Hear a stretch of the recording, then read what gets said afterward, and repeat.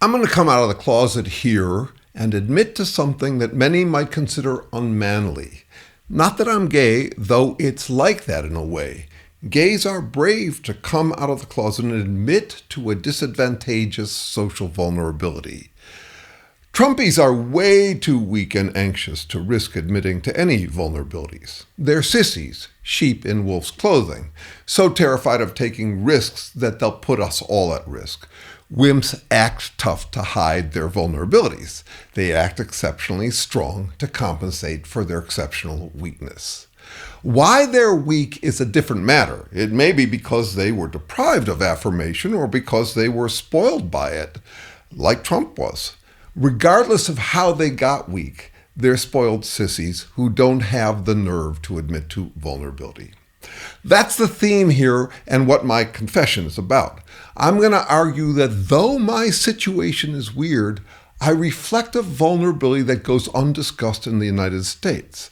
I'm going to suggest that I am America, just like you, only different.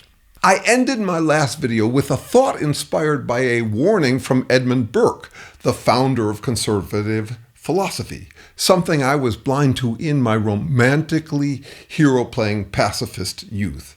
Burke warned that a reliably comfortable, safe, peaceful society makes citizens weak, complacent, and out of practice defending themselves.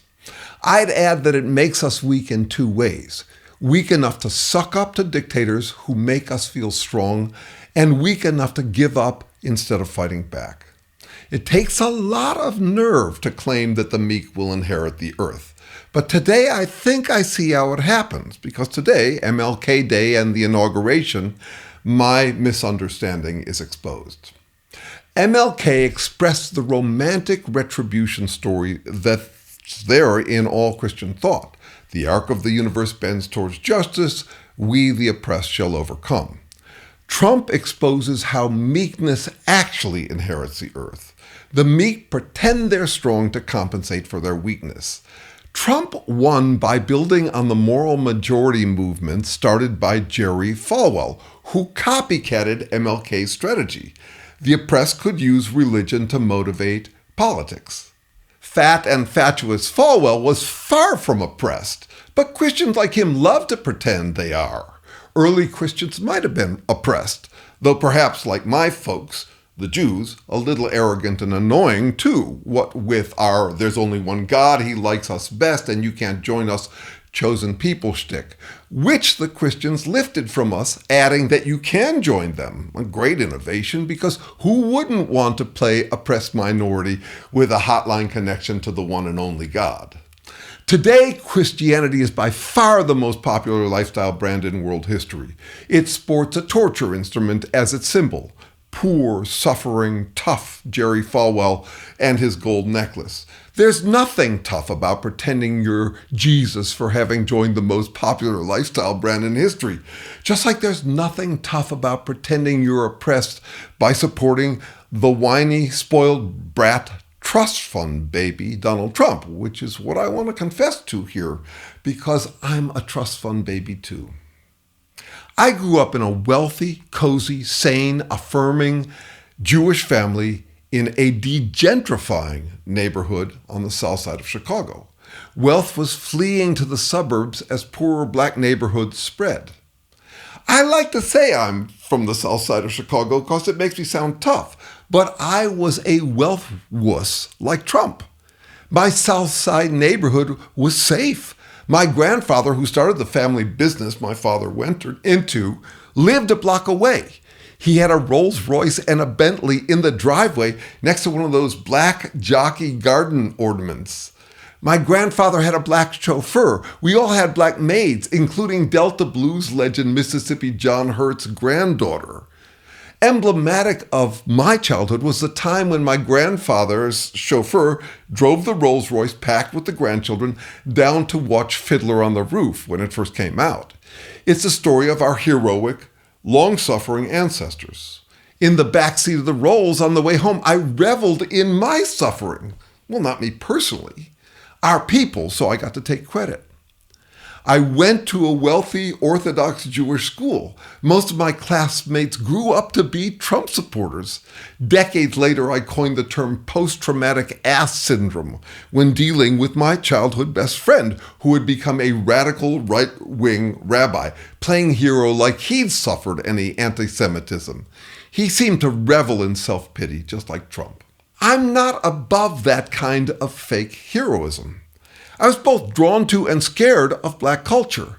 Motown music was intoxicating. Ramsey Lewis lived up the street. Black is Beautiful was trending. It was cool to be black, and I wished I was, minus the hard parts. I listened to the blues like white teen wannabes today listen to gangster rap. I was scared because I got jumped a few times, just schoolyard bullies, and because I felt intensely guilty about the contrast between my lush life and the black lives all around me. I remember one time when my parents asked me to clean something up, I went full Stephen Miller in response. In front of our black maid, I said, "Why don't you get the maid to do it? She's paid for it." It embarrassed my parents. I got a good scolding. My dad was a Nepo baby. He knew it, and it bothered him. He had a chip on his shoulder he compensated for with bravado, especially with his impressionable kids, an easy, gullible audience he strutted for like he was a tough-minded business genius who had made it on his own. Sort of like my anxious pride for being born on the south side of Chicago, or wimpy whites posing as rappers. Or like homophobic MAGA men dealing with their anxiety by playing macho dress-up. Big money was handed to me at age 16. My dad ended up playing out a teenager's rebellion in midlife. My grandfather often said, "You don't give a 16-year-old an Eldorado Cadillac." In defiance, my dad gave his children their inheritance early.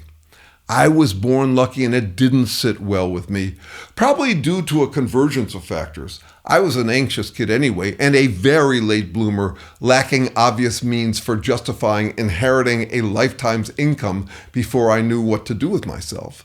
The equality movements were surging. My dad, who had his own anxiety about being a weak scion, joined those movements, even while running the big family business. He had activists like Saul Alinsky and Jesse Jackson and Dan Ellsberger over to family dinners. He collaborated a little with the Chicago 7.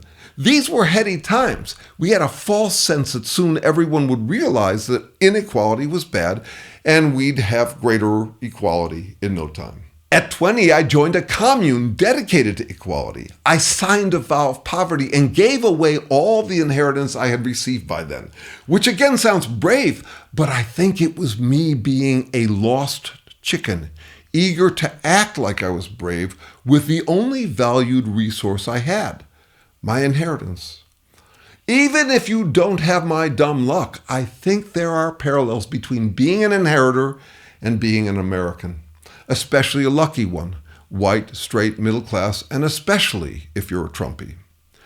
Everyone suffers. Life is unfair. It takes an enormous effort to keep things fair, even within a small family. Still, compared to human history and the rest of the world, Americans have had it incredibly easy. Not as easy as I've had, but has been relatively smooth sailing here since World War II.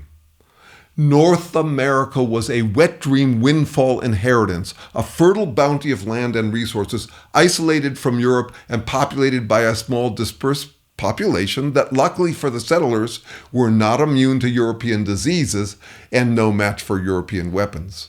Americans slaughtered the Native Americans and rationalized slaveholding for 12 generations based on white Christian birthright entitlement. The question I'm posing here is how to deal with a dumb luck advantage. How do you get your conscience to stop nagging you as it did me and before me, my dad? Trump displays the easiest, most popular, ugly American answer, being inaugurated today. You deserve it one way or another, or any which way. You've got the best genes, or God has chosen you, or you're a self-made, hard-working, tough genius saint who built it all by yourself from scratch and suffered so much you wouldn't believe, or you've discovered the secret and solved reality. Stay positive about yourself because egomaniacal exceptionalism is actually a good thing. In other words, whatever, and shut up. Suck up, you weak, stupid, heathen, shiftless slaves. I'm exceptional. That's all there is to it. Give me what I demand now, or I'll slaughter you like I slaughtered the Native Americans. Even with their windfall luck, the people who built this country had it way harder than we do. Our ancestors wouldn't think we were tough. They'd think we were incredibly pampered. They'd laugh at Trumpists cosplaying patriotic heroes because of a bit of inflation. In our fabulous home theaters, today's Americans watch movies about other people's heroic suffering. I used to think that would motivate more real heroism. I suspect it does the opposite, much like my heroic pride at being a suffering Jew while being driven home in the rolls by my granddad's black chauffeur. Post-war Americans have been groomed on pandering and pampering. We took our sense of entitlement for granted in relatively peaceful and prosperous times. Many of us became so weak we didn't bother suffering the inconvenience of voting. Many of us sucked up, becoming props in the self-rationalizing billionaires' inequality justifications. And many of us now are at risk of giving up because fighting back is too hard. The U.S. is in crisis less because we're in crisis than because it serves Trumpian drama queens to pretend they're suffering like you wouldn't believe, playing out their fantasies that they're tough. Our ancestors were tougher than us and wouldn't probably consider many of us true patriots. I'm glad I had more anxiety and I'm glad I've had more anxiety and ambivalence about being a trust fund baby than Trump and Musk, straining to pretend they're tough, self-made men. I regret how much of my inheritance I threw at injustice. I'd feel better about it if I had saved enough to assure my financial future and if it had been more effective in addressing the injustice. I'd be smarter about how to donate it if I hadn't spent my youth straining to find ways to justify my inheritance. People sometimes admire my toughness. I'm quick to correct them. I'm not tough. I'm safe. I can afford vulnerability. Way more than most Americans can, and still I suggest there's something about the ugly American that is our birthright, unfortunately. It's that mixture of entitlement and fictional heroism that may end up killing the American dream if it hasn't already. We, the spoiled people, tend to spoil everything. Maybe because we've got a chip on our shoulder and can buy easy ways to ignore it from panderers who reassure us that we're not spoiled but tough. A reminder that a free study group has formed through this channel. People who aren't going to wuss out or play hero. They want to do a better job of dealing strategically with Trumpies one-on-one. We work on practical strategy. If you're interested in joining, email me here. We'd love to have you. And thanks.